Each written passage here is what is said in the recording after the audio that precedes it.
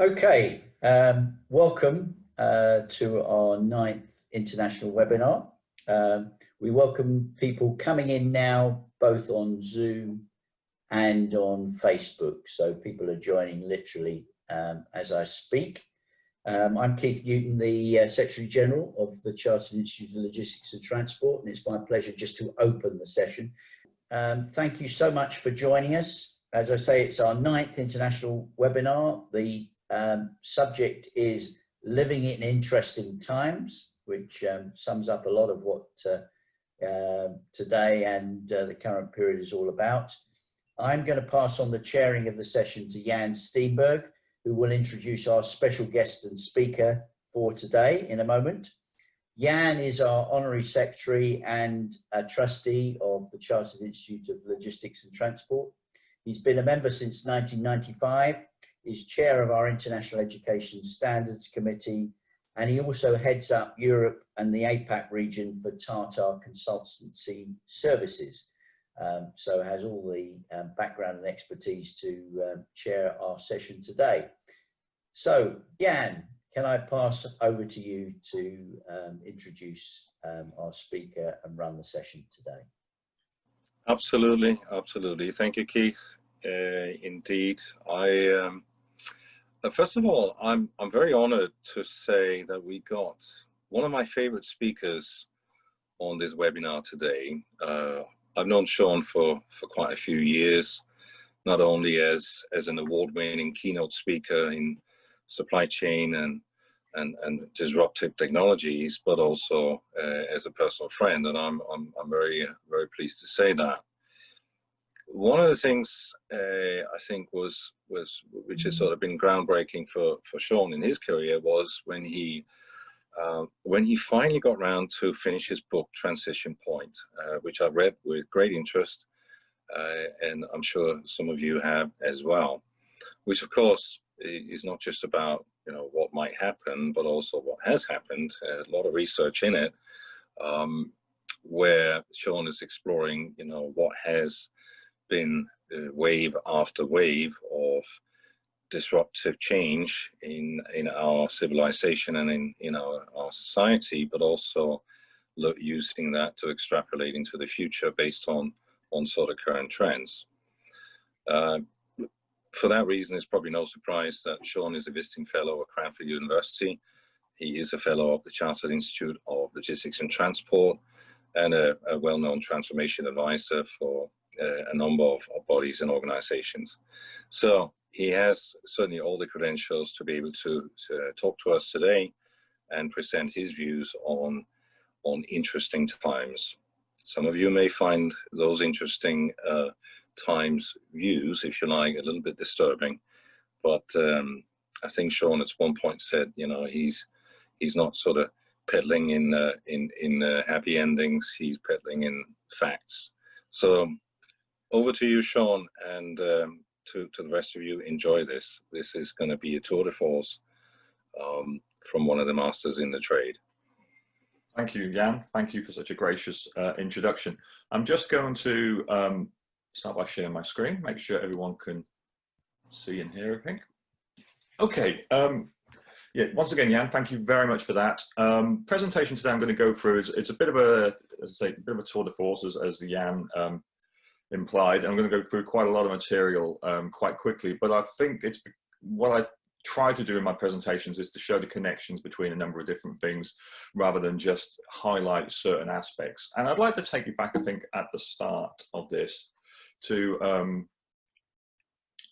this particular term here. Now, this kind of term, the VUCA, which is a military term that was sort of co-opted around about 2000 to describe the sort of post-financial crash world that we was in. And it stands for volatile, uncertain, complex, and ambiguous. And I was interested to understand why things were so VUCA and so disruptive at that particular point in time, which led me into the research behind the book. And I guess if we can compare the VUCA years of the 2010s to what it felt and looked like, I guess it would look a little bit like that. So the last decade, really, people who are coming out of it, probably specifically in the supply chain, would be looking and feeling like that. And of course, then we handed over to 2020, where we thought things were, new decade was upon us and things would be so much easier and smoother now that we've got out of that disruptive period, only to find that we've had probably more disruption this year in the last decade combined, if not the last 20 years combined. So the question I was really intrigued by was, I see all this disruption around us. I see the pace of change increasing. I hear all of the top consultancies and the, you know, the keynote speakers saying, you know, it's a VUCA world. We need to adapt to a VUCA world. But what I didn't see anyone say or hear anyone say was why. I mean, why is it VUCA right now? When I started work in the 1980s and 1990s, it didn't feel like this. The level of speed and change didn't feel like this. So why is it VUCA now, but it wasn't then? And that was one of the things that really intrigued me. And then, of course, once you start to dig into those sorts of things, you realize that actually, in order to understand why it's so disruptive right now, I need to also understand why it wasn't disruptive previously. And I need to understand whether or not there's been other previous periods of disruption. And before you know it, you spent 6 years of your life, your pension and all your savings writing a rather large book that investigates not only the technological events that are happening right now, but rather than the social and economic, you know, causes of these changes and also the ramifications, because the why question is incredibly important, but actually what that leads you to is the so what question that says, if we understand what's happening and why it's happening, then what's the implications of it? Where is it taking us? And where is it taking us from a business perspective? Where is it taking us from a economic perspective? And where is it taking us from a societal perspective? And of course, then the other question is, you know, what comes next? What comes after that? Now, one of the primary elements of my research focused around why change is cyclical and not linear. So, as I mentioned earlier, we have periods where there doesn't seem to be much change, and we have periods where there seems to be a lot of change, and this has been going on for a while. And it's all to do with something called Kondratiev waves, or effectively now known as waves of creative destruction.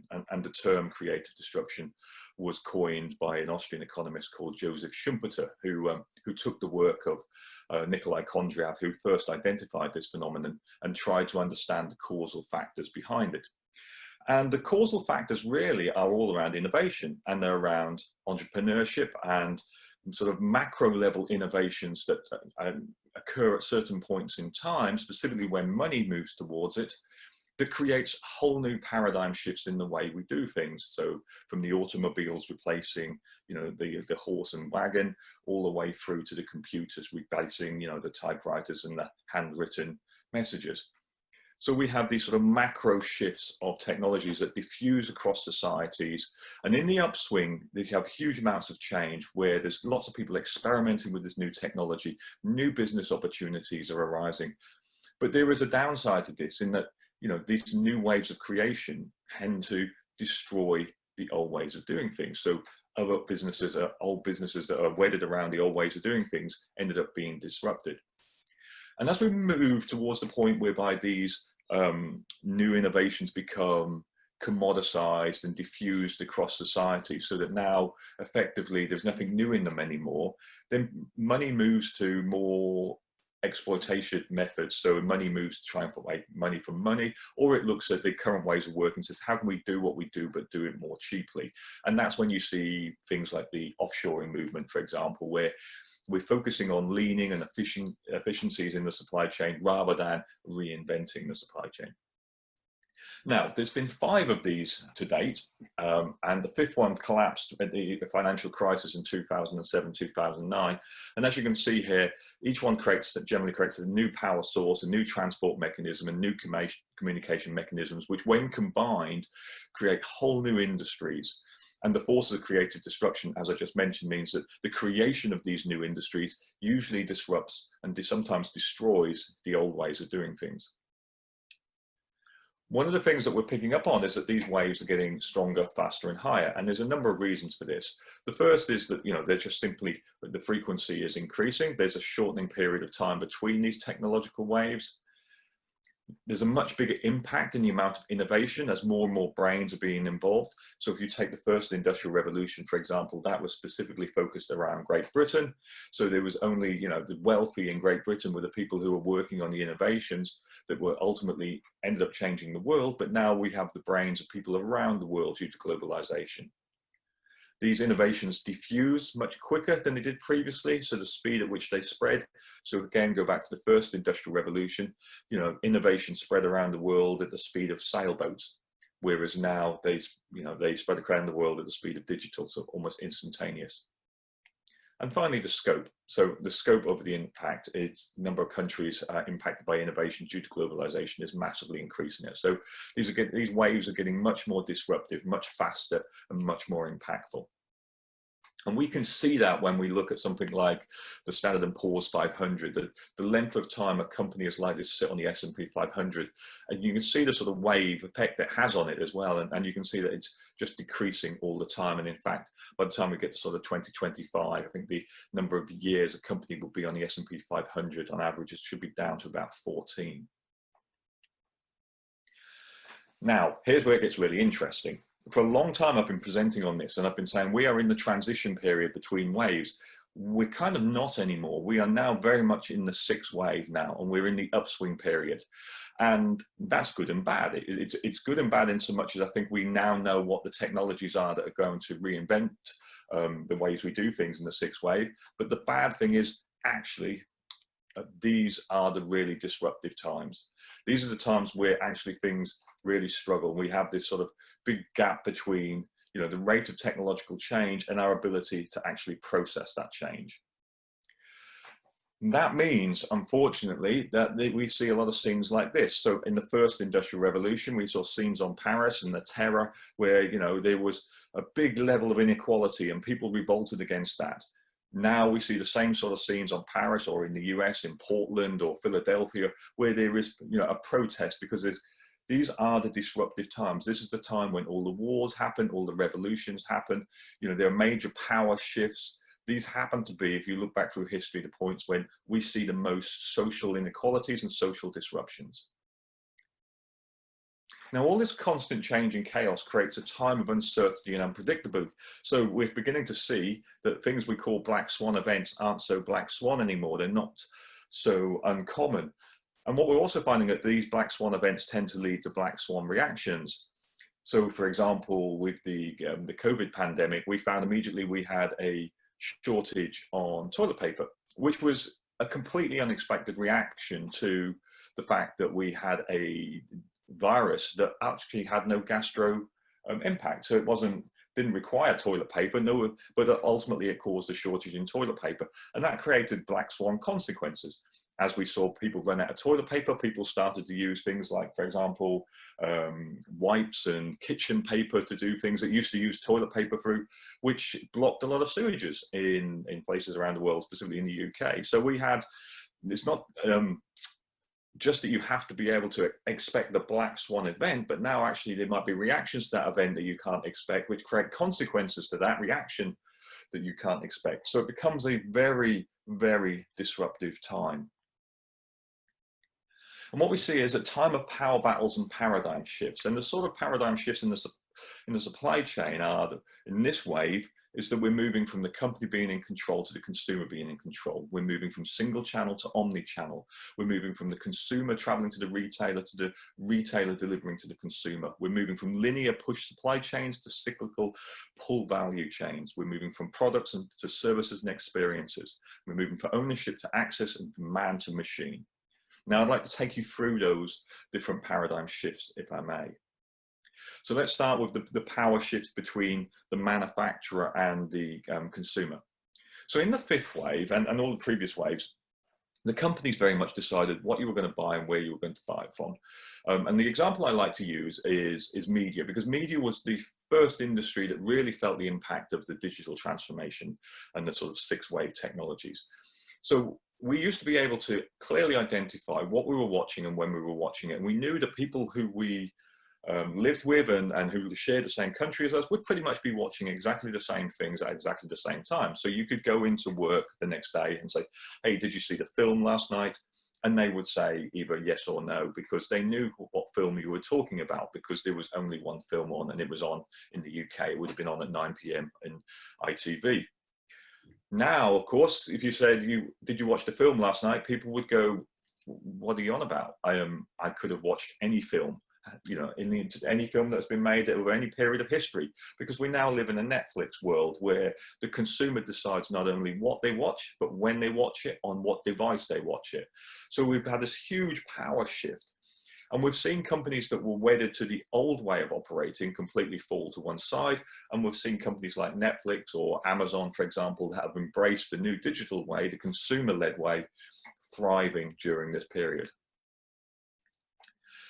See, one of the things we have found out in this new wave is that convenience is king. If you can make people's life more convenient, they're willing to spend their money on supporting it. And that has changed, things from food delivery services, specifically where companies like Uber Eats or DoorDash or Just Eat have basically found that people are inherently lazy. And actually, if we can bring things to them rather than them having to come to us, then actually we can untap a whole new business model that simply, didn't exist previously. So we look at a sort of macro level, what's really happened here. If you sort of people like myself, who's a Gen X, fifth wave person, and people older than myself, the boomers, we were very much wedded to models that were based around, long-term commitments, asset ownership, and investing for the future. And that's actually been rejected quite heavily now. Some through choice and other things through financial reasons. But what has been embraced is a world of convenience, of instant access and instant gratification, from everything through the music I listen to the media I consume, to getting a ride to go somewhere, to even getting a date for the evening. It's all now been, through digital technology, been made very much available on demand. The problem for supply chain professionals is that supplying this new business model has massively increased the complexity required. So previously we used to have to deliver on schedules to fulfillment centers or to retailers, and we knew where we were going and we were sending stuff in bulk. So it was very much a push supply chain. Now we were actually in a world where effectively the supply chain is a circle with the consumer or the customer at its center, because they're now in control of how they buy things, where they buy things, when they go things. And we're in a 24/7 world. So we've moved from, supply push chains into consumer-centric networks. So for example, in the fifth wave, everyone pretty much I knew spent their weekends going to a supermarket to do this, to stand in a queue trolley full of food, to go to a cashier desk, to take everything out of the trolley, put it on the conveyor belt, have it scanned, put it back into bags back into trolleys, and you went out there. And you would spend a good 3 to 4 hours of your weekend shopping for the week.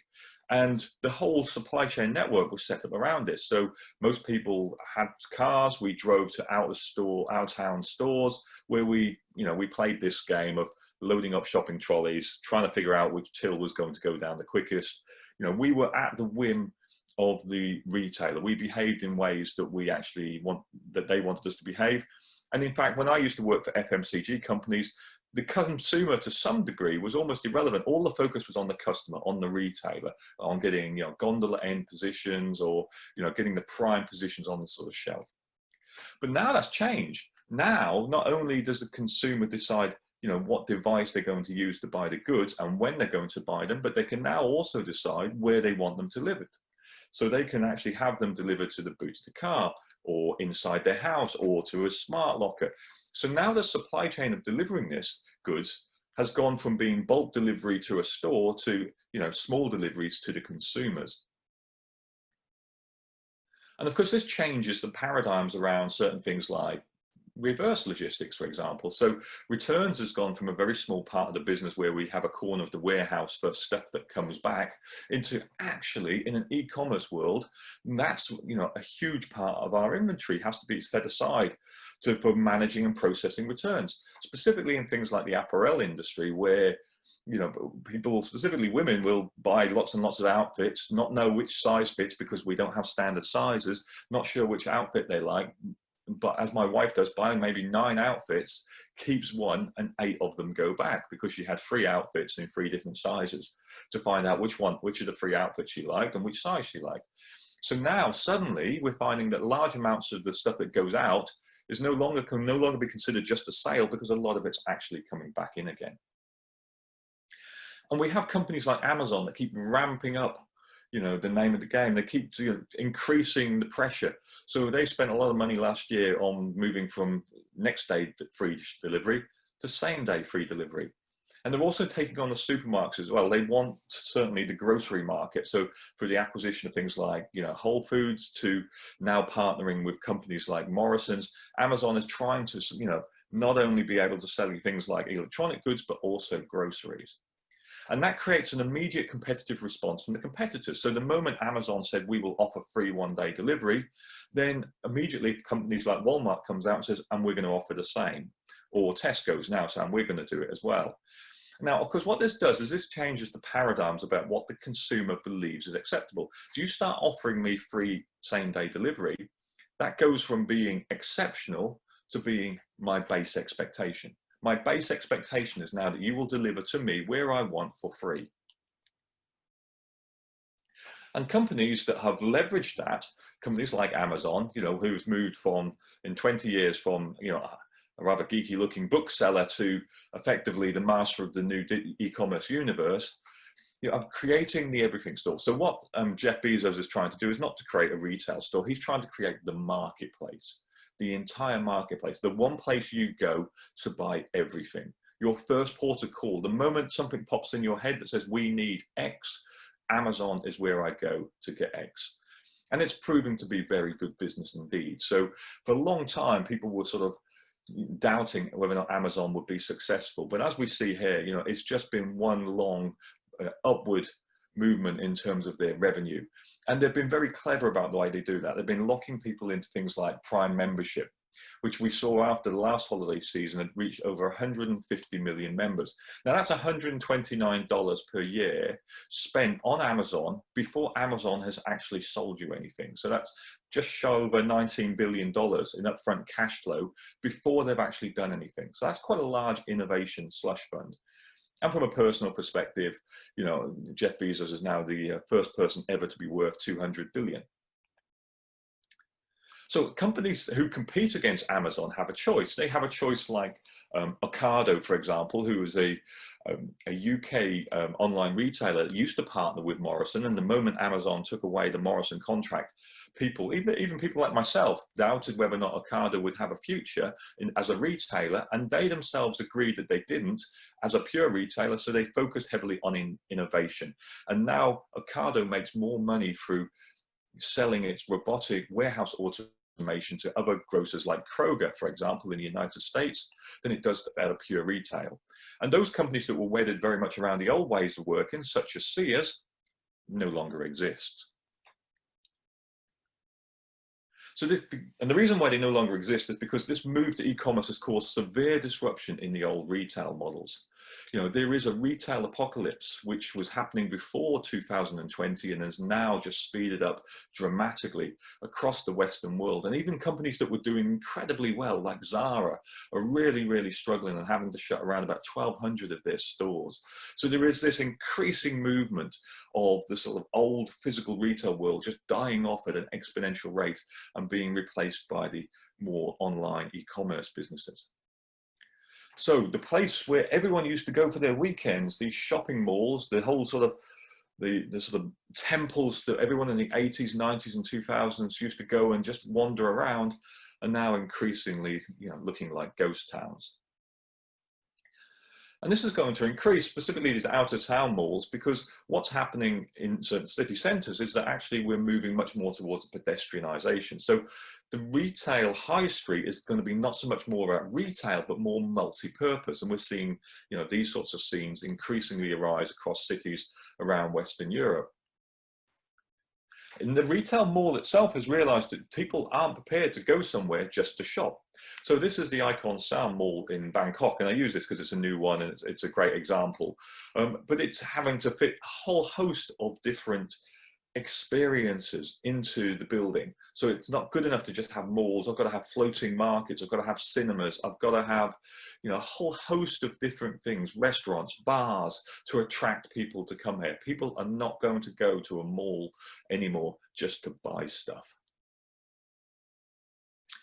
Now, this upswing period is a time of exponential technological progress. And the unfortunate thing is we're right at the start of the curve right now. Now, I'd like to use this as an example. So Moravec's paradox is an example of the progress in artificial intelligence.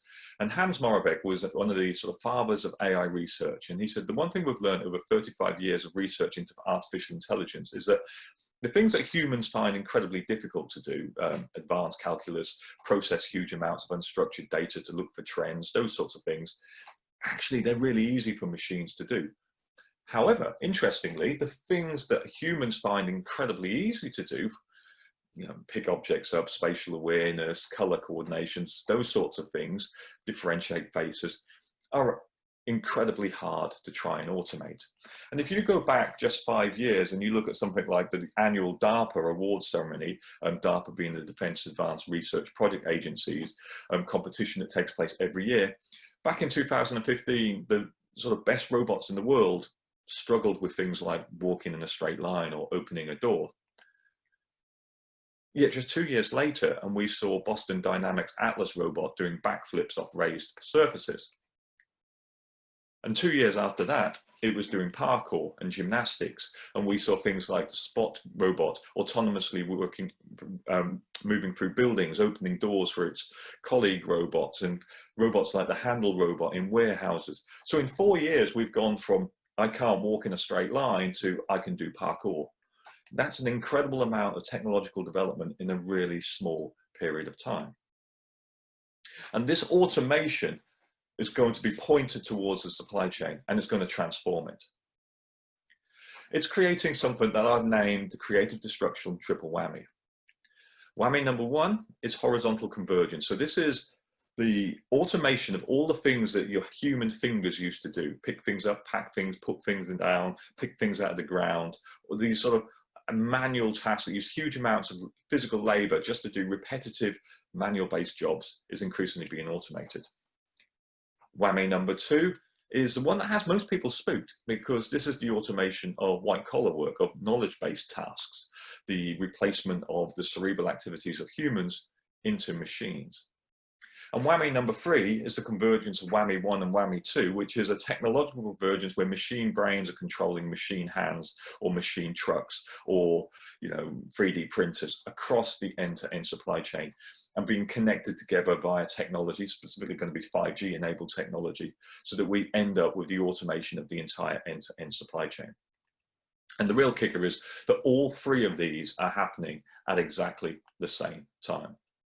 So you end up with, for example, a picture that looks like this. Across the supply chain, we have robots that work in agriculture, we have autonomous trucks in mining, we have autonomous ships sailing the fleets, autonomous planes, autonomous ports in manufacture, we have autonomous robotics throughout the factory. We have collaborative robots that can be taught to do things just by showing them.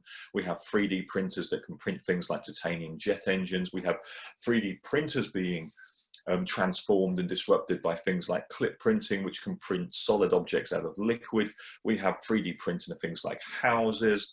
Then you move into deliver. We see the full automation of the warehouse, which was started off by Amazon and its Kiva bots, moving around, and now we've got ASRS, automated storage and retrieval systems throughout many warehouses, specifically in e-commerce. We've got autonomous trucks coming, drones, road robots that travel around the US, and we can see them in places like Milton Keynes in the UK, and even, you know, road robots in autonomous vans such as Daimler and Starship Robotics mothership concept that they're working on. And then even in the cell, where we've got things like, you know, the ability to use 2D barcode scans to buy products, through to just walk out technology, Pepper robots that are retail robots that can effectively capture all the customer data and record every interaction. We have these FBI listening devices that we've put throughout our houses, such as the Amazon Echoes, where we can just say out loud what we want and Amazon will deliver it, you know, within an hour or 2 hours. And even down to add things like Amazon Dash replenishment, which is small bits of code in things like your Brother printer or your Samsung washing machine or your Brita's water filter, which just automatically places an order with Amazon the moment it realizes that the filter needs replacing or the ink is running low. Now, the interesting thing that makes this wave different to every other wave, and this is a question I get asked a lot, is that, haven't we been here before? Haven't we seen this before? And I say, yes, we have seen before the situations where we automate jobs, but the things that we're using this time aren't just replacing human jobs, they're actually replacing human capabilities. And they're replacing these capabilities for an incredibly low price point. So we see here Baxter and its brother Sawyer, the two robots from Rethink Robotics, selling for around $25,000 each, or Pepper, the retail robot that's available for $1,600 initial rental and then just $200 a month. And the thing is, these are just the first entrants. They're getting smarter all the time. Like your iPhone, they get updated, through continuous software updates. So the robot you buy isn't the robot you end up with. And this whole new wave is creating new expectations, but also new technological solutions. So one of the interesting ones we've seen, and this is a good example of a company that is on top of its game, solving problems rather than just selling products. So Amazon realized that, if it would move into physical retail, it has to do something different than just enter a store. And solve the problem that no one was asking for it to solve, but it realized that actually this was the biggest pain point in most people's shopping experience, which was the bit I mentioned earlier, where you're trying to find a queue to take everything out of the basket, to put it on a belt, put it back into your basket. The bit at the end that adds no value to the consumer is the bit where you have to pay. And Amazon said, what if we didn't have to do that? What if you could just take things off the store and walk out? And that's exactly what they've done with their Amazon Go stores. And the moment they got the concept right, they're now on a massive rollout plan across the US, Germany, London, and even saying, now this technology works, why just our stores? Why can't we sell it to other retailers? And we can put it anywhere. So they're looking to move it into things like airports and movie theaters. So that whole inconvenience bit, and remember what I said earlier, we love convenience. The bit where I have to stand in a queue can now be completely wiped out of the shopping experience. And Amazon's realized that if I can scale this up, if I can scale it up to hypermarket scale, well, then I can completely reinvent the entire shopping experience. So people can go around and pick fresh fruit up, but they haven't got to worry at all about going to the end of it, unpacking everything and repacking it. And that's exactly what they've done. They now have Amazon Fresh grocery stores with these special grocery carts that basically record everything you place in it. Again, this creates an immediate competitive response. And this is why we see such an exponential increase in the level of technological advancement at this time. Because the moment your first mover makes it work, the moment the consumer likes it, and once they've experienced it, everyone else has to respond. So the moment Amazon made this work, then we saw Tesco's and Sainsbury's and 7-Eleven and Walmart and Albert Heijn in Europe, basically look at this and go, we have to do this as well. And because Amazon is smart, Amazon has realized that most of these companies can't afford to develop the technology to make this work. So it has a whole new business model simply in selling that technology to these retailers. One of the benefits of this means that now you have stores that are always open, completely automated, and they're now available when it's convenient for you, not when it's convenient for the retailer. So rather than stores shutting at 5 p.m. or 9 p.m. or even 11 p.m. with 7-Elevens, they're now permanently open. You enter via your phone or for a facial scan, you go and you buy what you want just simply by taking it off the shelf and walk out. And as this gentleman here, the brand president from Albert Heijn, identified, this concept not only makes shopping easy, because it's autonomous, we can plug and place stores wherever we want. So we can put stores where it didn't economically make sense to do so before, because we don't actually have to pay for the staff. Now, from an e-commerce perspective, we still have to get the goods to people who live in home. And at the moment, what's being done is we have this gig economy model whereby, Amazon and companies like that are using the gig economy to basically only pay people for when they actually deliver the goods. The trouble is these are disposable and temporary solutions. and also temporary jobs, because ultimately the game plan is to use all of this six-wave technological bounty to automate that last mile, either through drones, autonomous vehicles, robots with, autonomous vehicles with robots in it, ASRS systems like that one from AutoStore at the bottom there, or the mothership concept that I mentioned earlier. All of these are being primed, ready to go. And in fact, Amazon only in the last month has got approval from the FAA in the US to start rolling out its Prime Air drone service. Road robots like Starship, again, already being proven, already being used, and then growing exponentially. Now, we're in pandemic times, and interestingly, one of the things that this has proven to be has been absolute rocket fuel to this automation revolution, because it's altered the norms of our society. We no longer shake hands when we meet strangers. We no longer hug friends. We no longer work together or eat together or pay by cash. And even things that I used to like doing, if an animal would run up to you like a dog, you can't stroke it anymore because you fear about transmitting something. So the most basic human, concepts have suddenly been stopped. And that's had a big impact on the way we live. It's created what I call not just myself, but a lot of people call the isolation economy. The work from home era has created its own boom market. Rather than me being stood on stage, which I normally would be doing, delivering this presentation, I'm doing it via Zoom. Grocery delivery apps seeing record downloads. We've seen a huge paradigm shift in our business models. Now let's have a look at some of those. So, for example, we've been forced to use online shopping rather than physical or food delivery via restaurants because we've been forced to stay at home. Well, that's created a boom in e-commerce, but it's also led to the death of large shopping malls and change in business models for things like food establishments who now deliver more than they do have people come to their restaurants. We've avoided handling cash, which means the laggards, the people who hadn't embraced things like cashless, contactless payment systems, have suddenly had to embrace it because they don't want to handle physical cash anymore, and the retailer doesn't want to handle physical cash. We want things on demand now. So there's been an increase in the demand for 1-hour delivery offerings, which is pushing for more automated urban warehouses. People want delivery robots and drones more than humans because, again, even if someone delivers something to your door, we're still going through this process of having to wipe everything down with antibacterial wipes.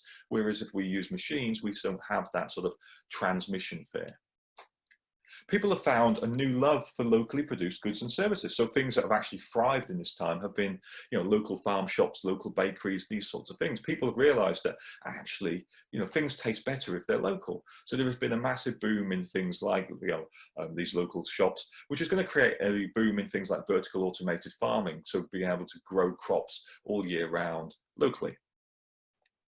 Working from anywhere has become the new norm. There's been a massive increase in telepresence and remote working boom. This is just going to increase once 5G gets rolled out, and that's caused a reduction in congestion and traffic and car parking, those sorts of things. And the car parking one I'm going to come back to later. We now socially distance and avoid loud gatherings, which means there's been a massive drop, almost a complete wipeout of group-based activities such as cinema and theatres. But there has been a massive boom in home-based entertainment, things like, from Netflix to virtual reality and gaming. And we tend now to minimize human-to-human contact. So things like cashierless just walk out shopping is actually going to be, massively embraced because it's going to be what the consumer wants. They want the convenience, but actually I don't really want, anyone else to touch these goods. And the companies that are ready to take advantage of this shift, such as Amazon, have just seen their sales explode. So Amazon has reported, despite its massive exponential growth in its sales, Q2 2020, it posted just shy of 90 billion in that quarter alone. Its AWS sales have gone up 29% as people have moved, wanted more cloud computing power because people were working from home. Its subscriptions to Amazon Prime have gone up 29%. So it's just taken full advantage of this. Now, with all of this disruption and all of this paradigm shifts, one of the things we've actually figured out is that humans are generally too slow in order to be able to process this amount of data. Our old forecasting tools are inaccurate. Our planning cycles are too infrequent. These black swans are becoming far too common. Our behavior is far too irrational, and our expectations are now too demanding for humans to be able to plan and manage. So now our supply chains need to adapt in real time, and we need help to do this. And that's where whammy number 2 comes in, the automation of knowledge work. So we have been seeing for a number of years companies toy around with artificial intelligence, planning and schedule systems. And now companies like, Era, which I will talk about in a moment, have just seen a massive demand for this. Companies like Amazon that spend a lot of money on this are saying we're now almost at the point where we can pretty much guarantee we know what you're going to buy before you buy it. But certainly for your sort of regular goods, why don't we just send you those? Why don't you even leave the whole buying process to us, and we'll just send you what we think we know you need, and you can just tweak it as you want. And what we're seeing because of this is we're seeing the evolution of a sort of self-aware, self-driving cognitive supply chain. We've moved very quickly to sort of level 1 analysis, which is basically saying we're describing what's happening here. So level 1 analysis is I can tell you what's going on in your supply chain. Great. That's a bit like being told that you're in a traffic jam. Thanks for the information, but I kind of already knew. Level 2 is predictive. So we're able to tell you in this example, that you're about to hit a traffic jam, which again, from a supply chain perspective, it's good, it's better. It's telling you they're potentially likely to have an issue here. We're likely to run out of stock. We're likely to have a long lead time. Where we really want to be is level 3 and level 4. Level 3 is prescriptive action. So this is basically, we're not only able to tell you there's an issue up ahead, but we're able to give you some options. And level 4 is, not only do we know there's going to be an issue that you don't know about yet, but we've already processed all the options, and this one's the best one. So if you think level 1 and level 2 is basically humans making decisions using data that's presented to them from the machines, level 3 is humans making decisions using recommendations from machines, and level 4 is basically machines making the decisions and then telling us afterwards what they've done. The thing is, we're already at level 4. It's already here. Systems like Era, the cognitive operating system, has already been rolled out by companies like Merck and Unilever and Johnson & Johnson, and is on an exponential growth. And you're able to communicate with that technology by voice. So rather than having to do, write code or write piece of analysis, you simply ask it questions. Now, right now, we want this to be what I call a glass box solution. We want to be able to understand how you came up with the number you came up with. We prefer that over a black box solution whereby the artificial intelligence planning system just tells us what to do, because we don't trust it yet. But as the amount of data dramatically increases, as the algorithms get incredibly more complicated, the reality is we're not going to know what it's done, even if it tells us. We don't understand, the calculations. So as we move towards, the 5G enabled world where everything has a sensor on everything, we're going to get to this position where we reach this sort of black box solution faster than we think. And we will have to trust the algorithms, and we'll have to trust the output, because we simply won't be able to understand it even if it told us. So the world we're approaching is one that looks a bit like this. Robots are going to do the making and moving. Things like the blockchain, which I haven't discussed because the whole subject in itself, will do the recording.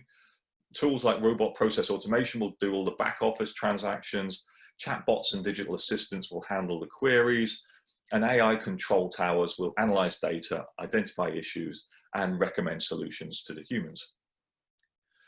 And as I said earlier, we're at the start of this, so we haven't really seen anything yet. Both robots and AI are both on an exponential curve.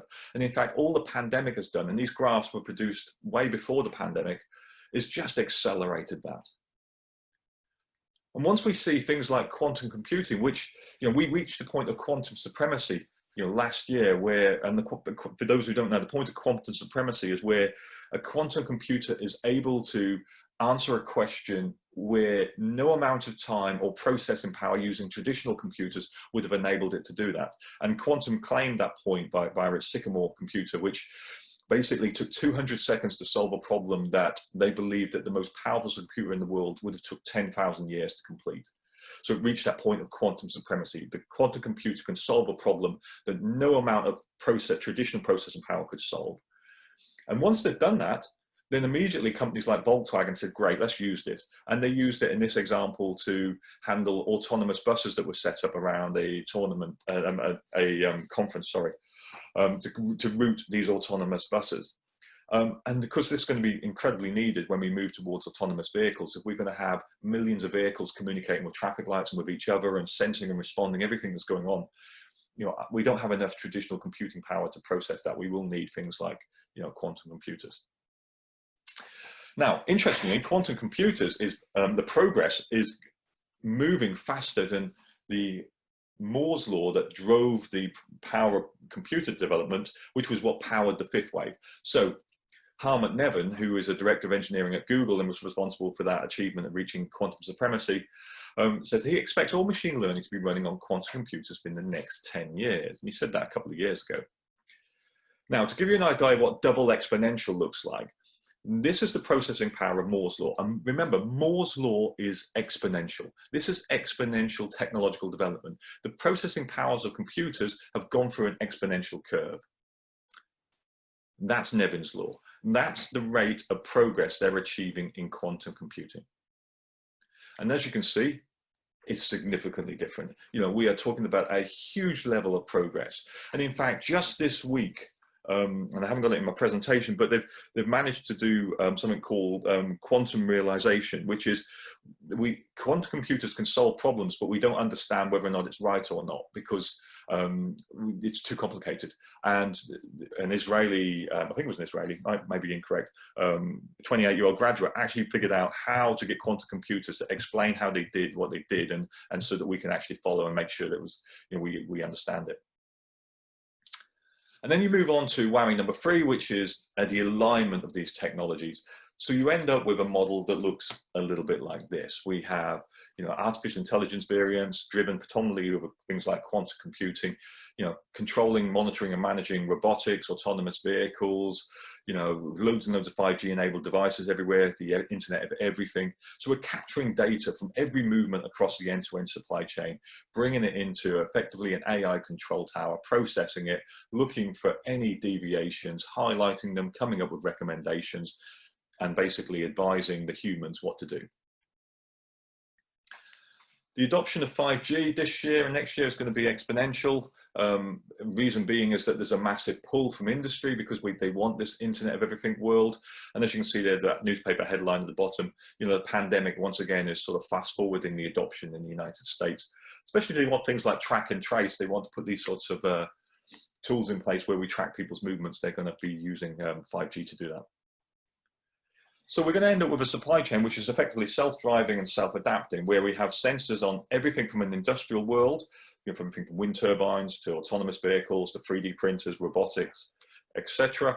And also sensors in all of our consumables, our clothing, our watches, our devices, our TVs, all of these things communicating with each other. So as we see, for example, an increase in power consumption, then that can drive, immediately be picked up and drive an increase in power generation, for example. One of the things that's helping this is the concept of something called digital twins. So these sensors everywhere are allowing us to replicate the physical in a digital world. So we can not only see what's going on digitally in the real world, but we can also do things like simulate, be that, you know, simulate the movement of people or simulate the performance of an engine or a machine or a pipeline. So by putting sensors everywhere, we can start to really understand what's actually going on in our supply chain, you know, from everything from the movement of people to the movement of goods and services. Now,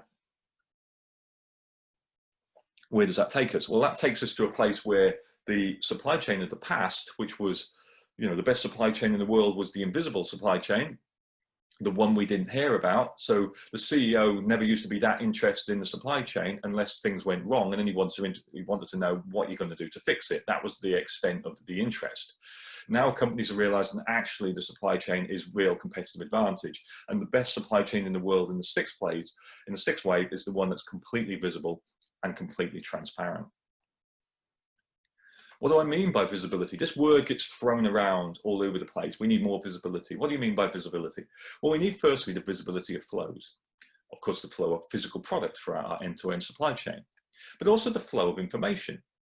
And finally, the flow of money. We want to see these financial transactions. And as we move to things like cyber currency, this is going to become both incredibly, somewhat easier, but much more important. Because we're now able to have visibility of our flows, that gives us visibility of our costs and our risks. We can start to see consumption of energy and water. We can start to see where our waste is in our supply chain through, you know, unnecessary movements, or from, you know, things that can be optimized through being able to simulate the supply chain in these digital environments.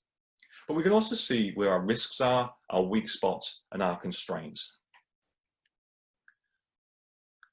We can also see one thing that has become increasingly important over the last few years, especially as things like Extinction Rebellion has been sort of highlighting the sort of climate change implications. We can see the impact of the supply chain from an ethical perspective. And there we've seen pictures of things like the Rana Plaza disaster, which happened in 2013, where people in the West who'd embraced the concept of disposable fashion suddenly realized that actually that disposable fashion came at a cost. And that cost was disposable lives. The ecological side of it as well, the impact from an ecological perspective, but also the economic impact, and seeing whether or not there's any sort of dodgy dealings or money movements that we don't want to find out about once the regulators have got involved. Now, we have this whole new concept of this new e-commerce supply chain, but we actually need new infrastructure. So companies like Amazon are looking at the future and say, how do we develop completely new ways of supporting this new on-demand e-commerce world? And these are some of the patents that Amazon's got out there and has had over there for a number of years. For everything from drone hives, where we have these sort of vertical sort of hives where drones will fly out and deliver goods to consumers in urban centres, through to warehouses that float above city centres, so the goods only basically have to move pretty much vertically, down to underwater storage. So they're storing devices underwater and then using basically certain sounds to call the right case back to the surface. So they're thinking really big and really futuristic about how they can support these, urban e-commerce on-demand requirements. But there might be a simpler option in the interim, or even for longer term, which is, can we look at some of the things that are being disrupted? Can we look at some of the things that are being impacted by the destruction side, or even just ideas that used to exist, and to use them to provide the infrastructure of the future? Now, Amazon, once again, that name keeps coming up, is looking at this and has realized that, yes, there is a massive opportunity. So Amazon has been going around quite quietly, buying a lot of these old derelict malls, these abandoned mall departments, and even things like abandoned Sears or JCPenney stores or Toys R Us stores, because they actually realized that these big empty spaces would make really good fulfillment centers. And there is 4 benefits to companies like Amazon and to the other e-commerce retailers of using these as out-of-town fulfillment centers. The first is obviously their size. They're big. They haven't got to build anything as well. They exist. They've been designed specifically to be close to population centers. They've been designed specifically to have great transport links, because people used to have to travel by car to get them. And they have all the pre-existing infrastructure. So they're plumbed up for water, for electricity, they're for sewage. They have all of that existing. And they're usually going cheap, because there is completely empty, and there is a company that owns them and really doesn't know what to do with this box that people used to go to, continuously during the 90s and 2000s. So if these become the new fulfillment centers of the future, how do we still move these goods from these out-of-town fulfillment centers towards the more urban, smaller fulfillment centers to meet these 1 hour, 2 hour delivery promises, without, again, just having vast numbers of trucks clogging up the roads? Well, to do that, we need to go back. We need to look at maybe how we used to do things. So this is a map of the pneumatic tube network that sits underneath Paris, where things were passed around, all of those different nodes you saw there pneumatically. And in fact, there was one of those that sat under Paris and Munich and Prague and London and Berlin. So we used to send stuff using pneumatic tubes across, city centers. And they used to look a little bit like this. And in fact, some of them were big enough to carry people in. That didn't last particularly. That one there with the people in was in from New York. But again, it looked like this. So we used to move goods using tubes that networked across the city center. And in fact, they used to carry everything through to live animals. Now, people have been looking at that and going, actually, that was a pretty good idea. We haven't done it for a while, but actually the concept is good. Can we reinvent that concept but using new technologies? And it looks a little bit like this. So we're now seeing companies backed by organizations like Ocado are looking at saying, can we build these tunnels or even use some of the existing ones to travel goods underground from these large fulfillment centers all the way through to the smaller urban fulfillment centers where then they can pick up for the last mile. Let's have a look at that. The progress of technology accelerates at incredible speed. Magway is at the cutting edge of this revolution. Having developed the most game-changing goods and parcels transport system in the world, utilising existing pipe technologies with our world-renowned experience of magnetic motors. A system that will travel beneath and above ground for a pipe network, connecting distribution centres to consolidation centres, targeting the market for logistics, especially e-commerce, parcel and grocery delivery. With only half a second between carriages, efficiency and reliability is ensured. Easy integration to existing facilities, high bandwidth across the country, 24/7, to meet an ever-increasing urban demand. Autonomous transit, sustainable infrastructure with zero emissions, improved air quality, reduced congestion, less packaging, fewer road accidents, all weather, making better use of space, creating opportunities for denser, more vertical, residential and commercial development, improved customer service, efficient, predictable, saving costs in operations, saving costs in capital investment, creating a new delivery utility for the UK and for the rest of the world, delivering faster for a better tomorrow, delivering the future today. Magway. And in fact, Magway and the UK is not the only place that idea is being used. So the Cargo Souterrain project, £33 billion infrastructure project, Switzerland is looking at building tunnels between all of its sort of major cities and moving all of these goods effectively underground, moving all the freight and all these clogged roads and taking them off the roads and putting them down into these tunnels. And it's, started work on this already. Again, the Hyperloop concept, which I'm sure most of you are aware of, Elon Musk sort of launched this. Again, DP World, just back in July, passed legislation to start to deploy these Hyperloop systems. And again, people are looking at coronavirus and saying, all that has done is accelerated the desire in order to have, contactless, fast, e-commerce driven delivery mechanisms. And, let's look to the future. But can we reinvent some of these concepts like pneumatic tubes in order to move goods seamlessly, quickly between these major fulfillment centers and these smaller consolidation centers or small urban warehouses? Now, we're moving them to these small urban micro logistics centers. Well, that's actually a problem in itself because these things are, land is quite expensive in these areas. How do you do that? How do you build a massive warehouse in the middle of a city center? And the answer is you don't build a massive warehouse.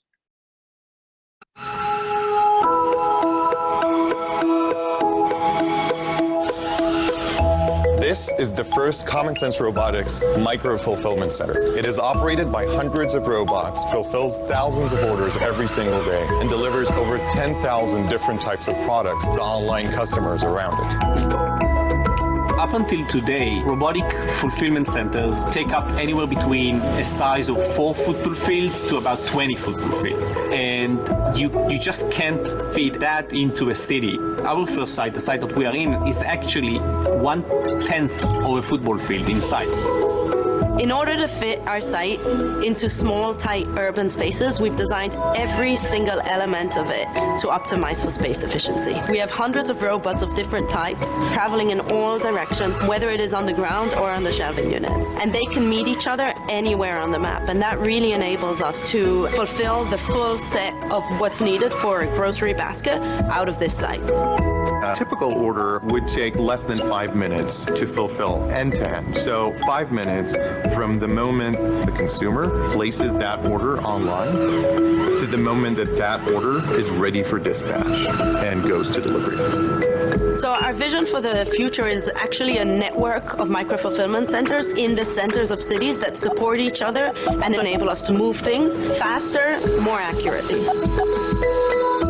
When you order groceries online, you would get these groceries in less than 1 hour to your doorstep. As simple as that.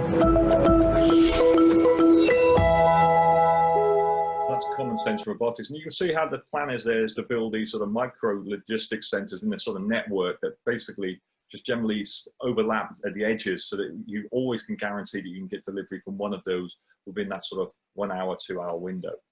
But one of the problems is, of course, you know, land in city centers is hugely prohibitive. It's incredibly expensive to buy real estate in the city. So even if the fulfillment center is automated, so we don't need the same sort of labor, but we, you know, ultimately, and it's smaller, so we don't need the same amount of land, we still need land. So, you know, it's still going to be relatively prohibitive.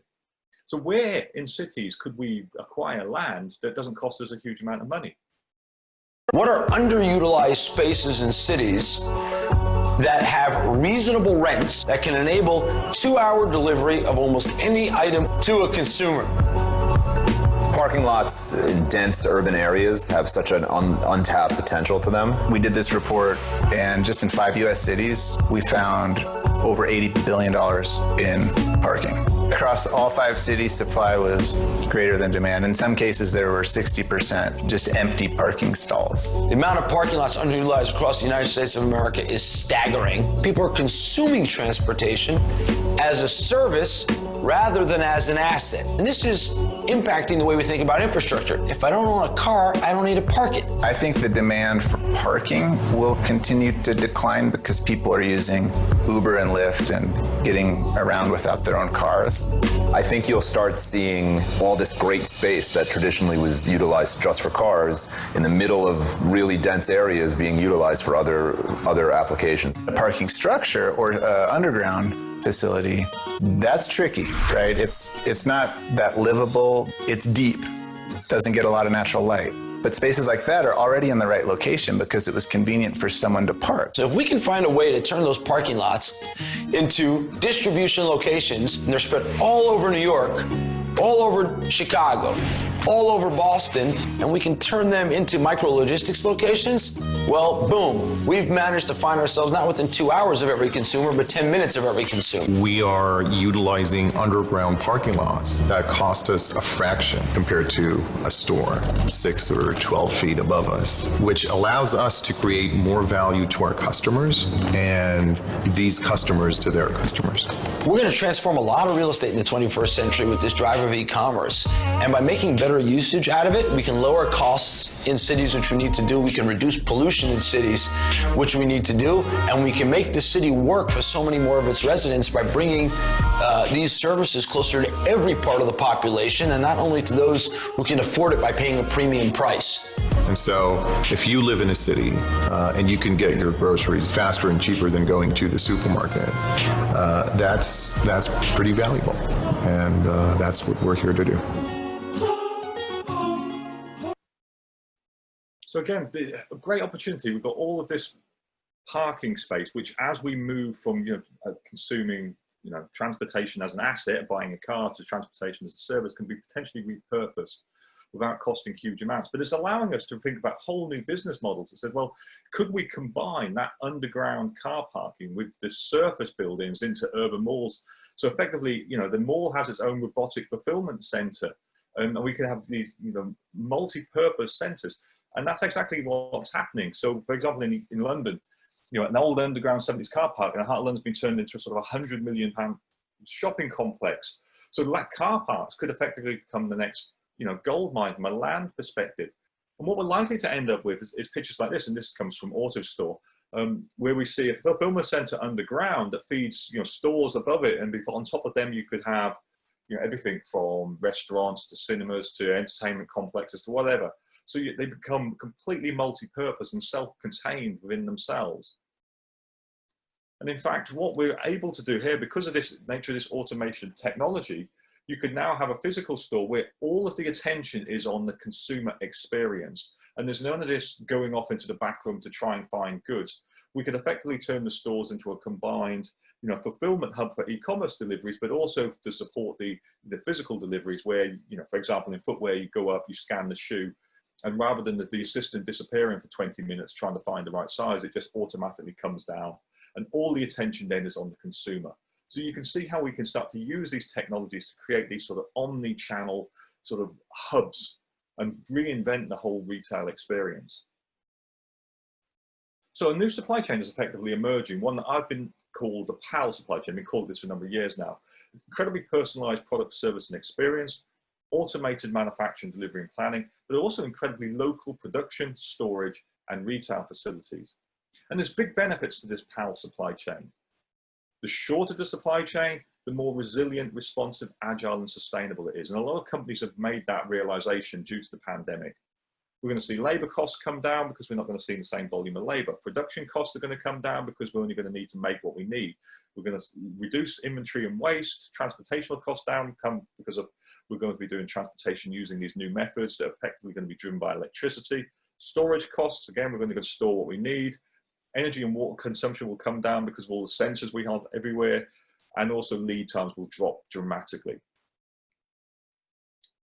Huge impact and opportunities across the way from all of these, from the personalizations perspective, through to the automation side, through to the localization, and in sustainability.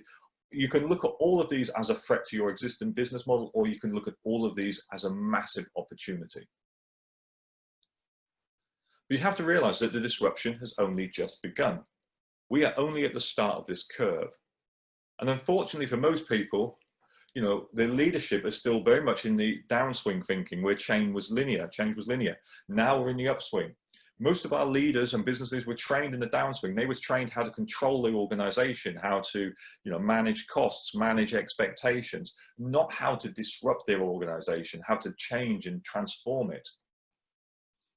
So what we're seeing is a lot of these fifth wave downswing behaviors still dominate most of our businesses. And when I talk to companies about what is the barriers that stops them from, you know, innovating in their organization, I get the same old, which is there's a constant short-term profit-focused mindset in the organization.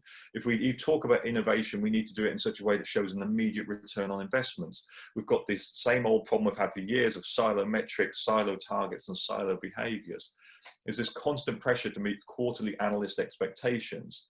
We've got silo behaviors, agendas, and metrics are so bad, I've mentioned them twice. We've got a general fear of taking risks and a lack of a long-term vision, which generally means the organization is playing not to lose rather than to win. And what we're seeing is because they have those same behaviors, when these companies are rushing like a gold mine towards all of these digital technologies, they're wasting most of their money. So 9 out of 10 of digital transformation projects fail, or 84% in this, some people are quoting. So just because you've got a digital project does not make you a digital company. And as I've said many years now, a company without a customer-centric strategy or any understanding about how all these wonderful tools will enable your strategy is just a company that's going to waste a lot of money. You see, digital is not a project. It is a journey, not a destination. It is a paradigm shift in the organization's mindset, an opportunity to redefine what it stands for, how it operates, and what it rewards. A successful digital transformation is actually really not to do with technology. It's about transforming the mindset, culture, and strategy of the organization. You see, the whats and hows of technology really only make sense when you look at applying them to a very compelling why, and that why has to be customer focused. So companies really need to go through a Copernican business revolution where they stop putting themselves at the center of the universe and expecting the customer to surround them and circle them, which was the old fifth wave thinking, to a new world where we actually say the customer is at the heart. They have choices and they have expectations, and we need to circle those and understand those, because if we don't, we're going to be left behind.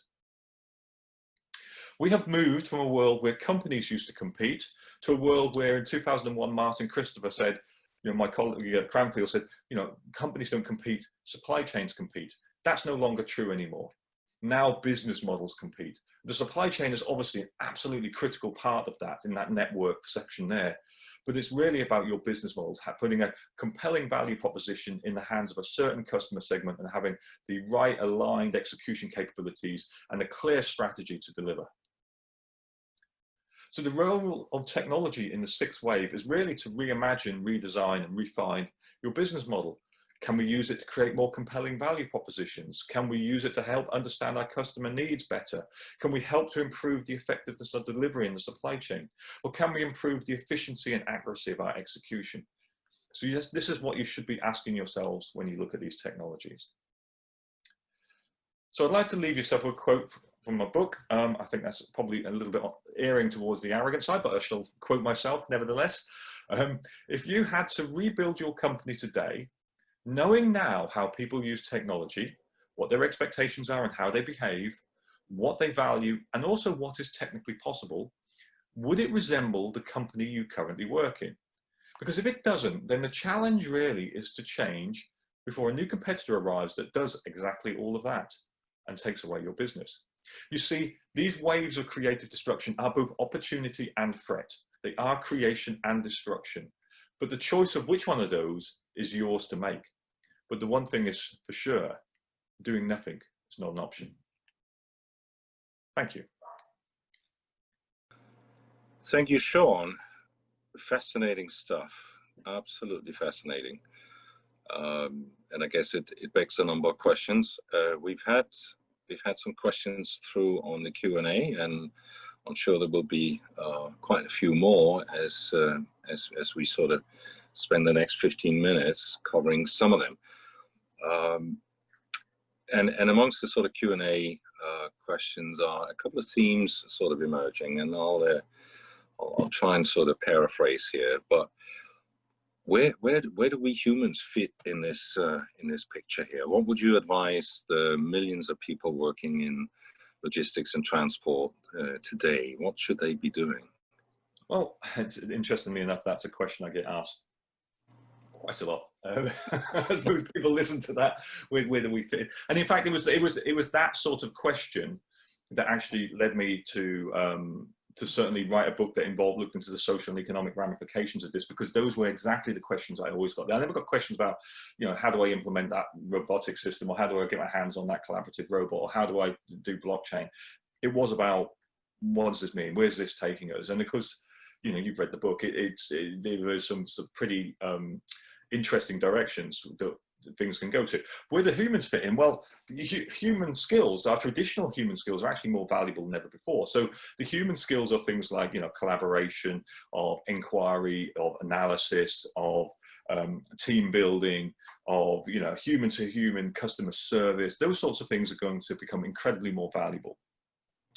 We're going to have more data at our fingertips than ever before, and making sense of that, we're going to need to use artificial intelligence tools to be able to do that. But seeing the opportunity, seeing the new business model, seeing the new way we can redesign our supply chain, seeing the new opportunity to deliver something of value is not going to be automated anytime soon. That still needs, human intelligence to do that. And just because the new arrives doesn't mean the old goes away. And I use an example in my book where, if you think we can now have 3D printers that can build houses, very immature technology. But that doesn't mean the moment they can do that, that every house that's ever been built suddenly disappears off the face of the earth.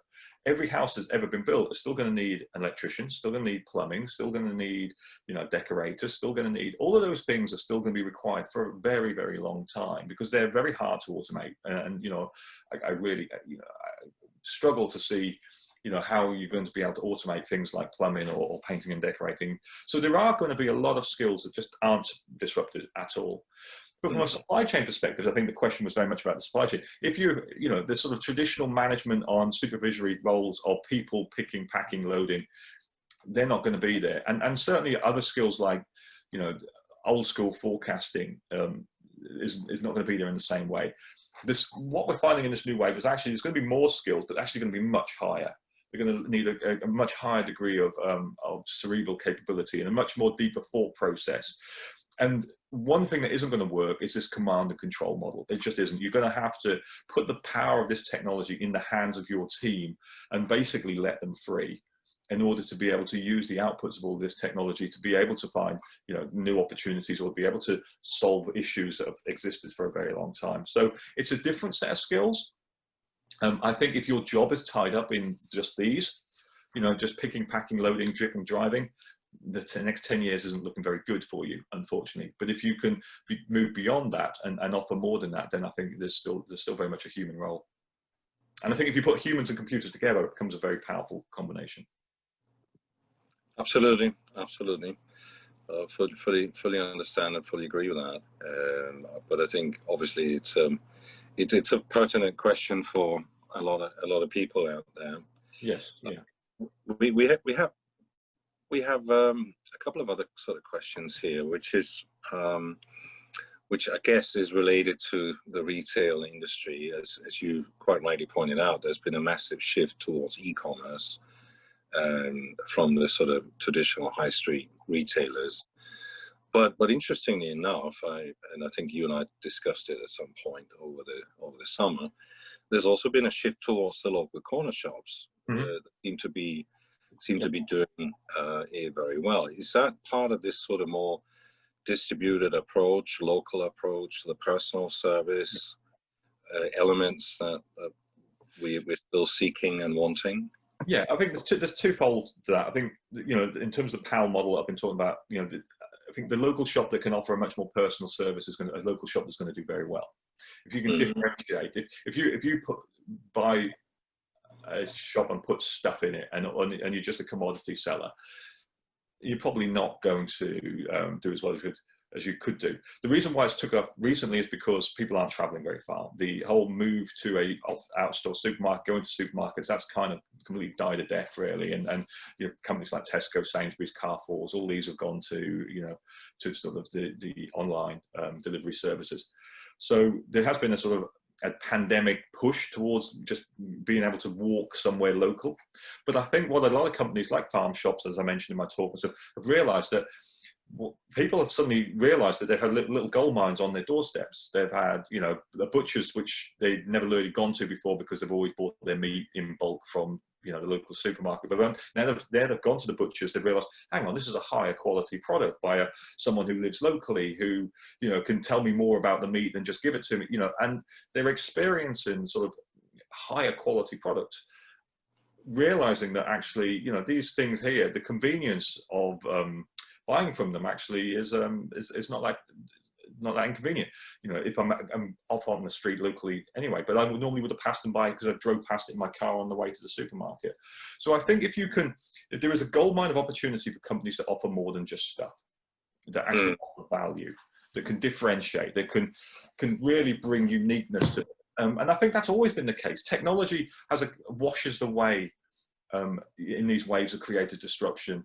The businesses that don't offer anything greatly of value, you know, the also brands, and that's where companies like Amazon are just amping up the pressure, because, you know, by being able to solve problems that no one was asking them to solve, but they realized were major points of inconvenience to the consumers, they're just continually changing the very nature of the game. So you can't just be, you know, a commodity seller. You have to be a value deliverer. And another theme that's sort of bubbling up here in the Q&A is of course, I mean, not all countries, all regions of the world are going to be impacted by these disruptions and changes equally or at the same time. Yeah. So will we see winners and losers in this? Will we see even bigger differences in the sort of world economy as we know it today? Yeah. It's one of my biggest worries, actually. It's going to, well, I think it's going to end up causing some very large sort of macro shifts, like population movement, for example. If you take autonomous cars, road robots, whatever, you know, they require a certain level and maturity of infrastructure in order to operate, and they also require a certain level of I guess behavioral social contracts within the population, that, you know, you're not going to steal them, damage them, break them, whatever. You know, you'll just let them go about their service.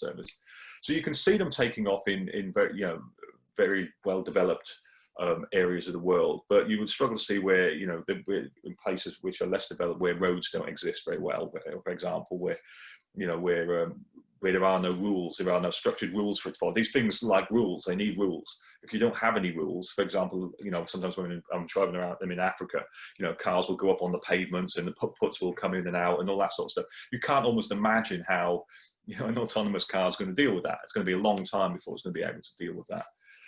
But I also think that the localization side of it has a real challenge for the for the emerging economies, because it's going to be, I think it's going to pull a lot of manufacturing away from them. You're going to see an increase of, of this reshoring movement that's been taking place for a number of years now. Pandemics, again, is just going to accelerate that. Again, a lot of companies and a lot of countries found that, we've lost control of our supply chain. We've chased the cheap labor, but actually when we needed it, it wasn't there. We didn't have control, our PPE or whatever, we didn't have our fingertips. And actually a lot of companies and a lot of countries have realized that we're not going to allow that to happen again. We're going to bring it back within our sort of sphere of influence, within sort of what we call profitable proximity. And that's going to be something that I think is probably a concern to a lot of emerging nations that are expecting their own industrial revolution. They're expecting the opportunity to move from villages into cities to do jobs with these for small amounts of money, and get myself onto the middle class so I can not only make an iPhone, I can earn an iPhone and own an iPhone. That might not be there. That might not be there because, once the West starts to embrace a lot of these technologies, the unit cost will drop dramatically. And I think a lot of the emerging nations will have to catch up as well. And they will have to also embrace some of these. So it will leave, I think it will cause some major socioeconomic disruptions and unfortunately quite a bit of poverty, I think, in some respects. I mean, there's, it's one of the, I've got a chapter in my book, you probably remember, called A Revolution for Me, but Not for Thee. Which talks all about that. No, I do, absolutely, yeah. And in terms of, you touched briefly on it, Sean, which was the question around sustainability in supply chain. Yes. And other sort of factors impacting. How big an influence do you think that's going to be in this sort of sixth wave? I think it's going to be big. I think it's huge. I mean, we've seen in the UK this week, or the weekend with, Extinction Rebellion protesters disrupting. They're making a lot of noise. It's not something. Climate change is not something that's going to go away. Pressures on organisations to be seen to be doing something is not going to go away. We're going to continue to see movements towards renewables. I think. But we have got problems because, California, for example, at the moment is having massive power outages because it had pushed for renewable energy, and it replaced a lot of its old, carbon-based power generation sources for renewables, and then suddenly found that it couldn't meet certain peaks of demand, so it's had huge problems. And I think that the problem is not necessarily now generation, but storage.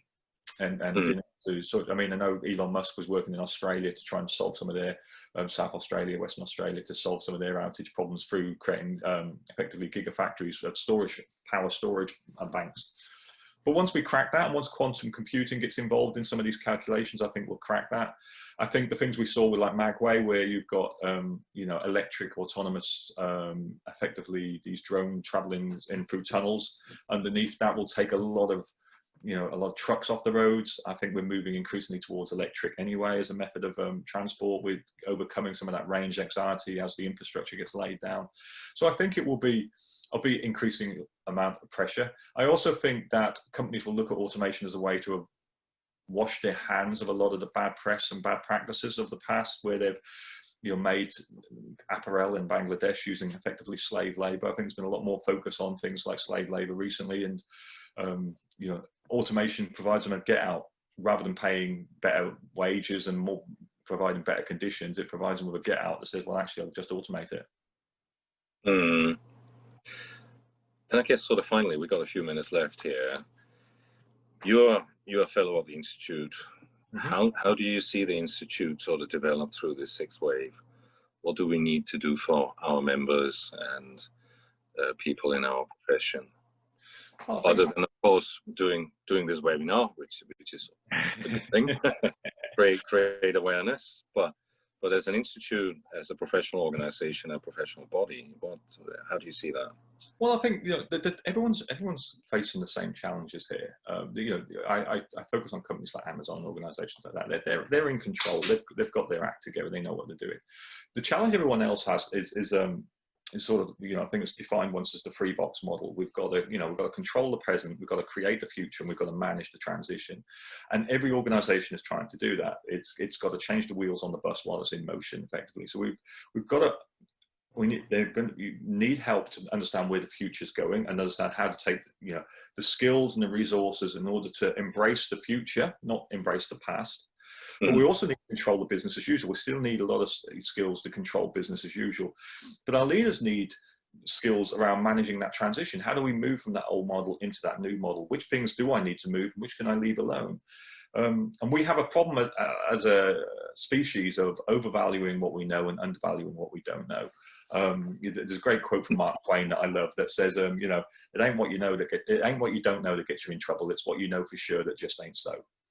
And I think that's where, the CILT can come in. It can come in. It can, create clarity about, where things are going and allow them to see the opportunities, but also still provide the skills needed to manage the current reality. But I should suggest also highlighting the skills that are likely to be impacted by this wave, so people can manage the transition. And they've got the skills for the future.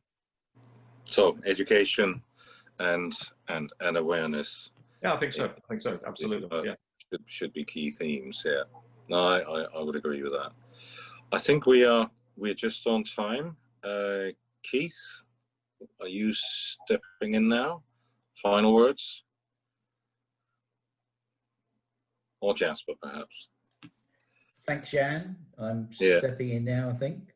So hopefully you can see me. Always helps if you unmute. So that was absolutely. Thank you, Jan, for covering the chairman's role today and for asking those questions. I'm sorry to attendees. We've been a bit limited for time, but I'm sure you're certainly for questions. But I'm sure you agree that was absolutely splendid to hear Sean for the time that we did hear him. And can I, on his behalf, here is my copy of Transition Point. Absolutely. I'm still in the age of supply chain professionals that deal with paper, but there is also an audio book. So, and that's only been recently released. So do get a chance. It's a big tome, but it's really readable. So do look at how you get copies of that. Pick up some of those themes. Jan's got the audio version there. I got the audio. We can see. Excellent. Lots of takeaway from that. Just splendid in terms of really challenging our thinking, and take that back into your institutes globally and into your businesses, because it's a big world out there and it affects us in many different ways. So thank you, those who are joining us. I see many of the usual, and I think we've had a lot on Facebook. You can join us again in 2 weeks' time, where we have the next generation leading our webinar. That's going to come from all around the world, but also again with quite an African emphasis. So put that in your diaries, 2 weeks from today for the next webinar in our series, and we're continuing these webinars through the autumn period. So I'll finish up just by thanking Sean again for his magnificent presentation. Thank you, Sean. My pleasure. Well done. Thank you, Jan, for chairing, and good afternoon, good evening, good night around the world. Thank you. Thank you, everyone. Thank you.